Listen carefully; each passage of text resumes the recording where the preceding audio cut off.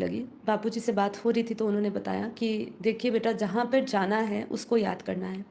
अब हमारे पास समय नहीं है कि हम हद के किसी भी चीज़ों में अपना समय व्यर्थ करें, चाहे वो हद की कोई भी चीज़ हो सकती है, चाहे वो हद के रिश्ते नाते हो सकते हैं। हद में हम जितना भी समय लगा रहे हैं, जितना ज़रूरी है, जितनी ज़रूरत है, उतना आप भौतिक जगत में, संसार में आप लगाइए अपनी बुद्धि। लेकिन उसमें भी बापूजी ने जो विशेष आत्मा है, जो ज्ञानी आत्मा है, उनको तो कर्म योगी रह के, कि कैसे आपको रहना है कि आप आत्मस्वरूप में रह के सारे काम करें।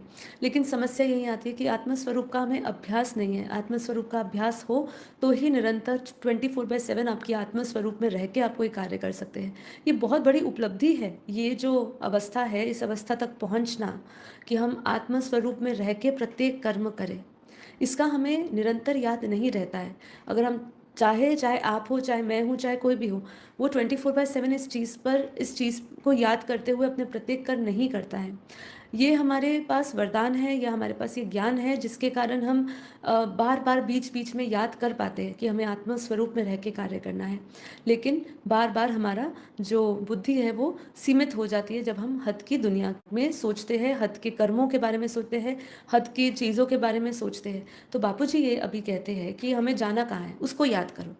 कोई भी हद की चीज़ों, देहधारियों में ना फँसो। जितना उसमें फँसोगे देहधारियों में, हद की चीज़ों में, उतना आपका समय, संकल्प शक्ति सब कुछ व्यर्थ होगा।